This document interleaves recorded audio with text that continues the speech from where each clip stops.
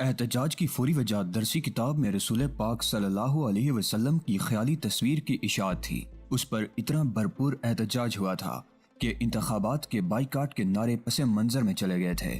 سری نگر شہر احتجاج کی اس لہر میں ڈولنے لگا تھا۔ جگہ جگہ آگ لگی ہوئی تھی، پولیس سے تصادم ہو رہا تھا۔ ڈل گیٹ سے شروع ہونے والے جلوس کو روکنے کے لیے پولیس نے پوری طاقت استعمال کر لی تھی اور پھر فوج کے ٹرک نمودار ہونے لگے تھے۔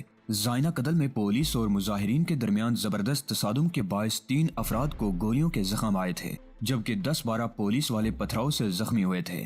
اس نوعیت کے تصادم کی اطلاع ہر جگہ سے مل رہی تھی۔ شام ڈلنے تک زخمی شہریوں کی تعداد 150 اور پولیس والوں کی تعداد 50 سے تجاوز کر گئی تھی۔ کئی افراد کے جاں بحق ہونے کی خبر بھی ہے۔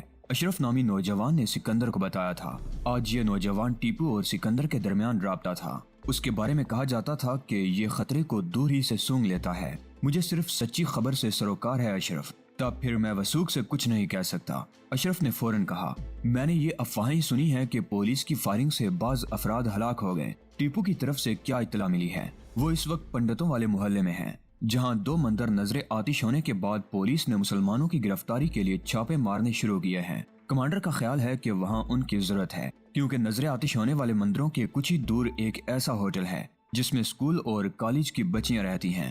یہ بات طے ہے کہ اگر پولیس نے ہاسٹل پر چھاپا مارا تو مسلح تصادم ہو جائے گا۔ ٹھیک ہے، اب تم چلے جاؤ، فون پر رابطہ بہرحال رکھنا، سکندر نے کچھ سوچتے ہوئے کہا، ساتھ ہی سگریٹ سلگا لی۔ اشرف دبے پاؤں کمرے سے نکل گیا۔ باہر راہداری میں عاصم نظر آیا، جو کئی افراد میں ایک پیٹی کھول کر پستول تقسیم کر رہا تھا۔ اشرف مسکراتا ہوا آگے بڑھ گیا۔ ایس پی اللہ بخش نے ڈاکٹر گرو کو گہری نظروں سے دیکھا اور پھر سگریٹ ایشٹرے میں مسل کر کہا، اب تو بہت دن ہو گئے ڈاکٹر صاحب، میرا خیال ہے کہ عبدالحمید شیخ کو ہمارے حوالے کر ہی دیں۔ سفارش چاہیے تو یہ رہا ہوم سیکرٹری صاحب کا خط۔ کیا لکھا ہے خط میں جناب؟ ڈاکٹر گرو نے مسکراتے ہوئے پوچھا۔ یہی کہ ملزم کو پولیس کی تحویل میں دے دیا جائے۔ ملزم آپ کی امانت ہے ایس پی صاحب، جب چاہیں لے جائیں، لیکن ایک بات بہت ضروری ہے، وہ یہ کہ تھانے میں اس پر کسی قسم کا تشدد نہ کیا جائے۔ یہ بات منظور؟ ایس پی کھل اٹھا۔ تب پھر کل تشریف لے آئیں، اس کے سینے کے ایکسرے باقی ہیں جو کل مکمل ہو جائیں گے، اس کے بعد آپ جانیں اور آپ کا قیدی۔ ڈاکٹر گرو مسکرا کر بولے، بہت شکریہ ڈاکٹر صاحب۔ اللہ بخش کھڑا ہو گیا، اور یہ بات بھی یاد رکھیے گا کہ اسے آئی بی والوں نے اغوا کرنے کی کوشش کی تھی، ممکن ہے وہ اسے راستے میں آپ سے چھین لیں۔ ڈاکٹر گرو بھی کھڑے ہو گئے، اس کی تو فکر ہی نہ کریں، میں انہیں اس کی ہوا بھی نہیں لگنے دوں گا۔ اچھا اب چلتا ہوں، خدا حافظ۔ کنول کو چاروں طرف سے فائرنگ کی آوازیں سنائی دے رہی تھی۔ اس کے کاٹیج نما مکان کی ٹیرس سے دور دور تک دھواں نظر آ رہا تھا۔ یہ دھواں یا تو آتش زنی کے باعث اٹھ رہا تھا یا پھر آنسو گیس کے شعلوں کی وجہ سے۔ وہ اس وقت ایک اعلیٰ افسر کے ساتھ ٹیرس پر چائے پی رہی تھی۔ ان کی گفتگو کا موضوع کشمیر ہی تھا۔ اب تو ایسا لگتا ہے جیسے پورا کشمیر سلگ رہا ہو معین صاحب۔ کنول نے چائے کا گھونٹ لے کر کہا، ہاں ہمارے کشمیر کو نظر لگ گئی۔ حکومت ہند سے تعلق رکھنے والے مسلمان افسر نے جواب دیا، ہر طرف دھواں ہی دھواں ہے، کچھ بھی دکھائی نہیں دیتا۔ آپ کو بھی کچھ دکھائی نہیں دیتا جناب؟ حیرت ہے۔ کنول ہنس پڑی، میں نے تو سنا ہے کشمیر کے بارے میں آپ کو بہت کچھ معلوم رہتا ہے۔ لوگ تو یہ کہتے ہیں کہ سرکار اس معاملے میں آپ کی رائے کے بغیر کچھ بھی نہیں کرتی۔ وہ تو سب سچ ہے، لیکن اس بار حکومت بھی بوکھلا سی گئی ہے۔ معین نے جواب دیا، پچھلے دنوں ایک اجلاس میں جگموہن نے انتخابات ملتوی کرنے کی تجویز رکھی تھی۔ وہ 1-2 مہینے پہلے یہ بات کرتا تو شاید تجویز منظور بھی ہو جاتی۔ خود میں بھی انتخابات کے خلاف ہوں، پھر اپنے لیفٹیننٹ جنرل ایس ایم ذکی صاحب بھی انتخابات کے حق میں نہیں۔ راہ والوں کا یہی خیال ہے کہ ان حالات میں پولنگ ممکن نہیں ہوگی، لیکن سیاست بہرحال سیاست ہے۔ حکومت سفارتی محاذ پر پاکستان کو خفت سے دوچار کرنا چاہتی ہے، اور اس کا واحد طریقہ کشمیر میں انتخابات کے سوا کچھ نہیں۔ آج کل کشمیر کے معاملات میں جگموہن اور جنرل ذکی کا ذکر بار بار آ رہا ہے سرکار۔ ہاں مجھے لگتا ہے کہ دونوں ہی کوئی اہم کردار ادا کرنے والے ہیں۔ جگموہن تو جب چاہیں دوبارہ گورنر بن سکتے ہیں، میرا خیال ہے کہ وہ اس کے لیے تیار بھی ہیں، لیکن انتخابات کے نتائج سے قبل حامی بننا نہیں چاہتے۔ معین نے جواب دیا، اس کی انگلیوں میں سگار دبا ہوا تھا، میرا خیال ہے کہ انتخابات کا نتیجہ کچھ بھی نہیں ہوگا۔ کنول نے کہا، لوگ ووٹ دینے کے موڈ میں نہیں، حکومت کے لیے یہی بہت بڑی شکست ہوگی کہ لوگ ووٹ ڈالنے نہیں آئے۔ معین بولا، وہ جائزہ مشن لے کر ہی آیا تھا اور انتخابات سے محض 3 دن قبل اس نتیجہ پر پہنچا تھا کہ عوام کی اکثریت پولنگ کا بائیکاٹ کرے گی۔ ویسے ایک بات کہوں، آپ کو برا تو نہیں لگے گا؟ ارے نہیں، آپ 100 باتیں کہیں، برا مان جاؤں تو گردن مار دیجیے گا آپ۔ معین نے ایک کش لے کر آنسو گیس جیسا دھواں بکھیرتے ہوئے جواب دیا۔ حکومت نے بھی انتہائی نالائکی کا ثبوت دیا ہے سرکار۔ ایسے لوگوں کو جان بوجھ کر پریشان کیا گیا جو حکومت کے بہی خواہ تھے۔ جب وہ لوگ پریشان ہوئے تو انہوں نے حکومت کی پشت پناہی کرنی چھوڑ دی اور یوں اچانک ہی ایک خلا پیدا ہو گیا۔ اس میں سارا قصور پولیس کا ہے۔ آپ کوئی مثال دے سکتی ہیں؟ کیوں نہیں، میری ایک جاننے والی ہے، شہلا کلب ڈانسر ہے۔ اب آپ ہی بتائیں کہ دہشت گردوں سے کلب ڈانسر کا کیا تعلق؟ ارے آپ اسی شہلا کی بات کر رہی ہیں جو نائڈو میں ناچتی تھی؟ بالکل۔ ہوا کیا تھا، ایک روز وہ رکشہ میں کہیں جا رہی تھی۔ اس رکشہ میں غالباً کسی نے تقریب کاروں کے پمفلٹ بھی رکھ دیے تھے۔ رکشہ کو حادثہ پیش آیا اور پمفلٹوں پوسٹر گر گئے۔ اب بجائے اس کے کہ پولیس رکشہ والے کو گردن سے پکڑتی، شہلا کے پیچھے پڑ گئی۔ آخر وہی شہلا جو سیکولرزم کی حمایت میں ماری ماری پھرتی تھی نہ جانے کہاں غائب ہو گئی۔ یوں ہمیں اپنے حلقے میں ایک ایسی کارکن سے محروم ہونا پڑ گیا جو پاکستان کے خلاف بہت فعال تھی۔ انتہائی افسوسناک۔ معین پہلو بدل کر بولا، آپ اس سلسلے میں پولیس افسر کی نشاندہی کریں، اس کی معطلی اور شہلا کی باعزت بحالی میرا کام ہوگا۔ وہ کمبخت ڈی ایس پی ہے اصغر علی۔ میرا خیال ہے کہ شہلا نے ایک بار اس کے گھر کی تقریب میں ناچنے گانے سے انکار کر دیا تھا، اسی باعث وہ اس کا دشمن بن گیا۔ بہت شکایتیں سنی ہیں میں نے اس خبیث کی۔ معین کو غصہ آ گیا۔ یہاں میرا خاص آدمی انسپیکٹر زین ہے، وہ بھی اس کی شکایت کر رہا تھا۔ آپ فکر نہ کریں، شہلا سے رابطہ ہو تو اسے میرا فون نمبر دے دیں۔ رہا مسئلہ مقدمے کی واپسی کا تو یہ کام آج ہی ہو جائے گا اور پولنگ کے بعد ڈی ایس پی کا بھی انتظام کر دوں گا۔ آپ اس طرح سیکولرزم کی خدمت کریں گے سر؟ یہ میرا فرض ہے کنول جی، معین نے سینہ پھلا کر جواب دیا۔ اسی لمحے بہت قریب سے گولیاں چلنے کی آواز سنائی دینے لگی۔ ادھر نیچے معین کے ساتھ آنے والے حفاظتی دستے میں بگدر سی مچ گئی۔ تمام جوانوں نے رائفلیں سونت کر پوزیشن سنبھال لی۔ بھارتی رائفلیں ایک ایسی عورت کے گھر کی حفاظت کے لیے تیار ہو گئیں جس نے اپنا سب کچھ پاکستان اور کشمیر کے لیے وقف کر رکھا تھا۔ مجھے افسوس ہے کہ عبدالحمید شیخ کو آپ کے حوالے نہیں کیا جا سکتا ایس پی، ڈاکٹر گرو نے ایکس رے رپورٹ ایک طرف رکھتے ہوئے کہا۔ ایس پی آج پورے تمطراق کے ساتھ آیا تھا۔ اسے یقین تھا کہ وہ عبدالحمید شیخ کو لے کر ہی واپس جائے گا۔ اس مقصد کی خاطر ایک ایمبولینس نما وین بھی اس کے ساتھ آئی تھی، مگر کیوں؟ مارے غصے کے اللہ بخش کی آواز پھٹنے لگی۔ اس کے ایکس رے ابھی تک ٹھیک نہیں، ڈاکٹر گرو نے جواب دیا۔ آپ سے وعدہ کرنے کے بعد ہم نے کل شیخ کو ہلکی سی ورزش کرائی تھی، مگر وہ چند قدم بھی نہیں چل سکا اور بے ہوش ہو گیا۔ یہ وہ حالات ہیں جو مجھے مجبور کرتے ہیں کہ میں وعدہ شکنی کروں۔ میڈیکل سائنس کے ضابطہ اخلاق، جہنم میں گیا ضابطہ اخلاق۔ ایس پی دھاڑنے لگا، میں آج اسے لے کر ہی جاؤں گا۔ ٹھیک ہے، لے جاؤ، ڈاکٹر گرو نے بھی بپھر کر کہا۔ تم اسے جوں ہی اپنی گاڑی میں بٹھاؤ گے، شہر کے تمام اسپتالوں میں ڈاکٹرز اور پیرامیڈیکل اسٹاف کی ہڑتال شروع ہو جائے گی۔ ویسے بھی پرسوں الیکشن ہے، حکومت اس ہڑتال بکو مت۔ ایس پی اتنی زور سے چیخا کہ اسے کھانسی آنے لگی۔ شٹ اپ، گرو کی آواز زیادہ زوردار تھی۔ میں ابھی ہوم سیکرٹری کو فون کرتا ہوں کہ ایک پولیس افسر ڈاکٹروں کو ہڑتال پر مجبور کر رہا ہے۔ ایک منٹ سر۔ ایس پی کے انسپیکٹر نے حالات کی نزاکت کا احساس کر لیا۔ سر پلیز، اس نے اللہ بخش کی طرف دیکھ کر کہا اور پھر ڈاکٹر گرو سے پوچھنے لگا، ملزم کب تک چلنے پھرنے کے قابل ہو جائے گا؟ مزید 2 ہفتے لگیں گے۔ ڈاکٹر گرو نے فائل بند کر کے ایک طرف پٹخ دی۔ اس سے قبل میں کچھ نہیں کر سکتا۔ Thank you sir.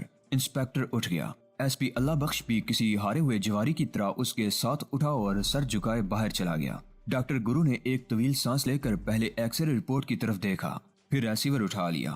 وہ سرکاری ہدایات کے عین مطابق پولنگ ڈے پر اسپتالوں میں ہنگامی حالات کے نفاذ کی ہدایات دینے لگے۔ انہیں اندازہ تھا کہ پرسوں بلڈ بینک میں خون کم پڑ جائے گا۔ ان کی کوشش تھی کہ ہسپتال میں ہر گروپ کا خون وافر مقدار میں موجود ہو۔ سکندر ٹوال، آر یو ہیئرنگ می؟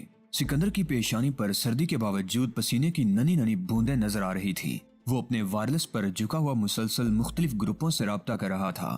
دوسری طرف سے جواب ملتے ہی اس نے سکون کی سانس لی اور پھر شروع ہو گیا۔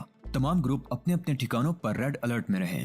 سری نگر میں فوج کی تعداد بڑھا دی گئی ہے، اس لیے کسی غیر ضروری تصادم کا خطرہ مول نہ لیا جائے، لیکن تصادم کی صورت میں پوری قوت استعمال کی جائے۔ ہر گروپ اپنے علاقے کے پولنگ سٹیشن کے لیے جواب دہ ہوگا۔ پولنگ سٹیشنوں کے قریب مراکز آزادی سے لوگوں کو یہ بتایا جانا چاہیے کہ ووٹ دینا کس قدر مہلک ثابت ہوگا۔ ووٹ دینے کے لیے آنے والوں سے تعارض نہ کیا جائے۔ لیکن اگر جے کے الف والے تشدد کریں تو ان کی راہ کھوٹی نہ کی جائے. Over and all.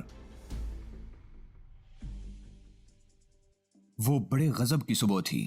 اذان فجر کے بعد پورے کشمیر میں مساجد کے لاؤڈ سپیکروں سے پولنگ سے بائیکاٹ کی اپیلیں نشر ہوتی رہیں. بڈگام سے جموں تک انتخابات کے بائیکاٹ کی جو لہر اٹھی تھی آج وہ انتہائی بکھری ہوئی تھی. ہر طرف سے یہ اطلاعات ملنی شروع ہو گئی تھی کہ اس بار کشمیری عوام پولنگ اور الیکشن کے جانسے میں نہیں آئیں گے. در حقیقت آج ہی یہ امتحان ہونا تھا کہ کشمیری کتنے پانی میں ہیں. مجاہدین کی تنظیموں کا سارا زور پولنگ کے بائیکاٹ پر تھا اور سرکار کا سارا زور پولنگ کی کامیابی پر. آج یہ طے ہونا تھا کہ کشمیری کیا چاہتے ہیں، بھارتی پارلیمنٹ کا حصہ بننا یا بھارتی جبر سے آزادی. یہ اندازہ لگانے کا پیمانہ صرف ایک تھا، ووٹوں کی تعداد.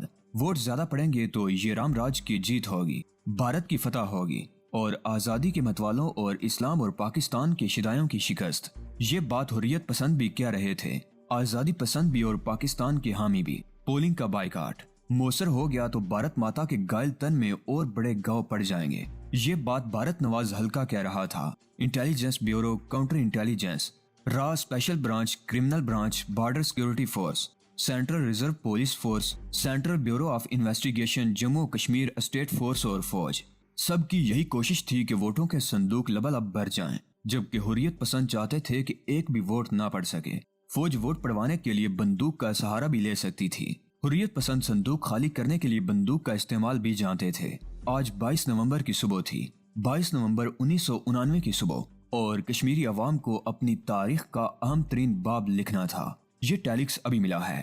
زوبی نے کنٹرول روم میں داخل ہوتے ہی ایک سفید کاغذ سکندر کے سامنے رکھ دیا، جس کی آنکھیں مسلسل شب بیداری کے باعث سوز رہی تھی اور جس کے سامنے سگریٹوں کے ٹکڑے کی بڑی والی ایش ٹرے بری ہوئی تھی. کنٹرول روم میں 6 افراد کام کر رہے تھے. ان سب کو ٹیلی فون اور وائرلیس کے علاوہ واکی ٹاکی پر بھی پل پل کی اطلاع مل رہی تھی. بندوق بنام صندوق. سکندر نے ایک طویل سانس لے کر پڑھا.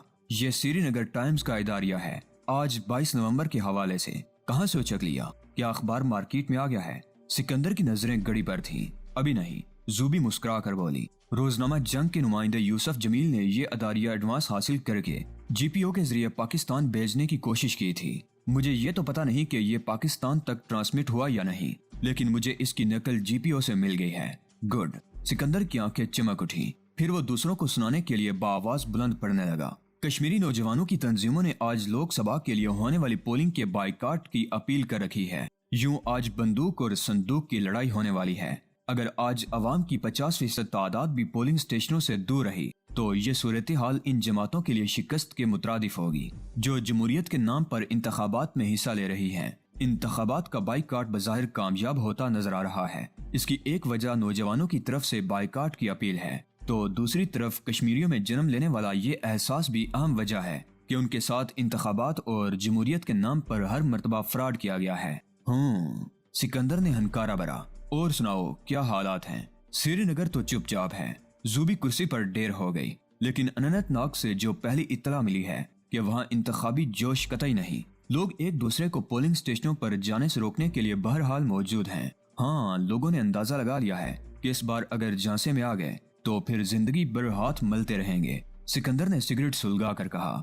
بارامولہ سے ملنے والی اطلاعات بھی بڑی زبردست ہیں زوبی. ایک بڑے سے چارٹ کے سامنے بیٹھا ہوا عاصم مسکرا کر بولا. وہاں تو لوگوں نے ہر اس شخص کو انعام دینے کا فیصلہ کیا ہے جو پولنگ اسٹیشن میں داخل ہوگا. انعام؟ زوبی نے حیرت سے اس کی طرف دیکھا. ہاں، 1 تولہ سیسا. اوہ! زوبی ہنس پڑی. اننت ناگ میں تو لوک سبھا کے لیے بہت طاقتور امیدوار ہے. کیا نام ہے اس کا؟ سکندر نے اشرف کی طرف دیکھ کر پوچھا. P L Handoo. بڑا زور لگائے ہوئے ہے. اور بارامولہ میں پروفیسر سیف الدین سوز نے کشتیاں جلا دی ہیں. زوبی نے کہا. تب بھی فرق نہیں پڑے گا اسے. ویسے غیرت مند ہوگا تو چلو بھر پانی میں ضرور ڈوب مرے گا. عاصم نے جواب دیا. ہماری اطلاع یہ ہے کہ وہ ہر قیمت پر جعلی ووٹ بھگتائیں گے زوبی. سکندر بولا. بارامولہ کے حلقہ انتخاب میں 6,97,864 ووٹ ہیں برادر. پولنگ افسروں کے ہاتھ ٹوٹ جائیں گے مہریں لگاتے لگاتے. اشرف نے کہا. پھر اننت ناگ کی مثال لے لیں. وہاں کا حلقہ انتخاب 7,30,947 ووٹوں پر مشتمل ہے. کتنے جعلی ووٹ ڈالیں گے وہ؟ اور کب تک؟ جو ہی جعلی ٹھپے لگانے کی خبر نکلے گی لوگ پولنگ اسٹیشنوں پر ٹوٹ پڑیں گے. تم سچ کہتے ہو. سکندر نے سر جھٹک کر کہا. لوگ اب ہم سے زیادہ باشعور ہو چکے ہیں، اس میں کوئی شک نہیں. जम्मू के इलाके डोडा में पहला धमाका होते ही पोलिंग स्टेशनों के बाहर मौजूद इंतहा पसंद हिंदू तंजीमों के मुसल्ला रजाकार सर पर पैर रख कर फरार हो गए। उन्हीं के साथ वो तमाम लोग भी भाग निकले जिनको बस में चढ़ाकर पोलिंग स्टेशन तक लाया गया था। यहाँ धमाके से कबल लाउड स्पीकरों पर इंतहा पसंद हिंदुओं की तंजीम ने बड़े फख्र से ऐलान किया था कि श्रीनगर के हल्का इंतखाब से हिजबुल मुजाहिदीन JKLF और पीपल्स लीग के मुखालिफ उम्मीदवार मोहम्मद शफी बट मुंतखब हो गए हैं। लेकिन ये ऐलान दरअसल खुद फरेबी के सिवा कुछ न था। श्रीनगर के हल्के में मुजाहिदीन का इतना मौसर कंट्रोल था कि वहाँ किसी शख्स ने कागजात नामजदगी दाखिल ही नहीं कराए थे। मोहम्मद शफी बट के कागजात भी चोर दरवाजे से दाखिल कराए गए थे और उसे बिला मुकाबला मुंतखब करार दिया गया था। दूसरे हलकों में जहाँ उम्मीदवार मौजूद थे, सूरत हाल सुबह ही से इतनी खराब थी कि उम्मीदवार ही पोलिंग स्टेशन तक जाने के लिए घरों से नहीं निकल सके। श्रीनगर, बारामूला, अनंतनाग, इस्लामाबाद और तमाम शहरों में JKLF, peoples league, Jamaat Islami और दीगर हुर्रियत पसंद तंजीमों के परचम लहरा रहे थे। सुबह 11 बजे जब हिंदुस्तान टाइम्स का नुमाइंदा उन इलाकों में रिपोर्टिंग के लिए गया तो उसे पोलिंग स्टेशन खाली देखकर बेहद हैरत हुई। उसने जो खबर भेजी वो इस तरह शुरू होती थी: मैं अनंतनाग और बारामूला के कई पोलिंग स्टेशनों का दौरा कर चुका हूँ। अभी तक मुझे इन इलाकों के किसी भी पोलिंग स्टेशन पर अंदर कोई वोटर नजर नहीं आया। इन इलाकों में किसी बूथ पर उम्मीदवार प्रोफेसर सैफुद्दीन सोज या नेशनल कॉन्फ्रेंस के पोलिंग एजेंटों का वजूद भी नहीं। श्रीनगर में जहां नेशनल कॉन्फ्रेंस का नुमाइंदा पहले ही बिला मुकाबला मुंतखब हो चुका है, मुकम्मल हड़ताल है, सरकारी दफातर में हाजिरी बराए नाम है। इंडियन एक्सप्रेस के रिपोर्टर ने यह खबर भेजी: पोलिंग बूथ पर वोटरों की कतारें हैं ना हुजूम, पोलिंग एजेंट तक गायब हैं, हर तरफ हड़ताल है या तशद्दुद। पोलिंग वाले दिन आमतौर पर जो गहमा गहमी नजर आती है उसका जिक्र ही क्या, आज तो यहाँ कारोबार जिंदगी तक ठप पड़ा है। देहात तक में हड़ताल है।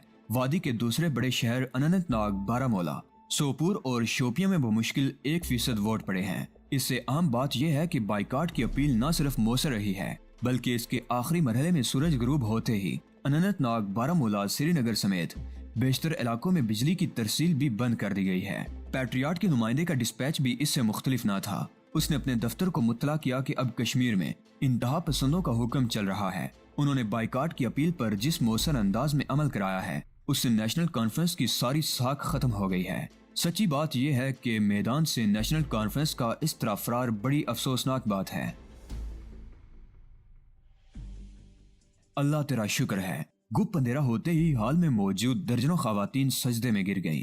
यहाँ चंद लम्हे कबल ट्यूब लाइट्स जगमगा रही थी और खवातीन को उन्हीं के गुल होने का इंतजार था। वो जानती थीं कि जब ये रोशनियां बुझेंगी तो ये बाइकाट की कामयाबी का ऐलान होगा। यही वजह थी कि शहला बड़ी बेचैनी से सामने वाली ट्यूब लाइट को घूरे जा रही थी। फिर जो ही अंधेरा हुआ उसने बैटरी और टॉर्च रोशन कर ली। उस वक्त उसका चेहरा खिला हुआ था। उसने फौरन ही टेलीफोन का रिसीवर उठाकर नंबर मिलाने शुरू कर दिए। वो इस अजीमुशान कामयाबी पर सबसे पहले जूबी को मुबारकबाद देना चाहती थी और उसे पता था कि जूबी इस वक्त कहाँ होगी। वो ये भी जानती थी कि टीपू इस वक्त कहाँ होगा और क्या कर रहा होगा। टीपू ने फौजी दस्ते की तरफ से फायरिंग शुरू होते ही तमाम मुजाहिदीन को आड़ लेने की हिदायत की और खुद किसी सांप की तरह रेंगता हुआ ट्रक की समत में बढ़ने लगा। ये फौजी दस्ता होली नाइट होटल वाली सड़क पर गश्त कर रहा था, लेकिन स्ट्रीट लाइट्स बुझते ही तमाम फौजी ट्रक की आड़ में जमा होने लगे थे। उन्होंने अंधाधुंध हवाई फायरिंग शुरू कर दी थी। उनकी क़यादत एक लेफ्टिनेंट के जिम्मे थी जो अंधेरा होते ही ट्रक में घुस गया था। होली नाइट होटल के इर्द गिर्द का इलाका जल्द ही गोलियों की आवाज से गूंजने लगा।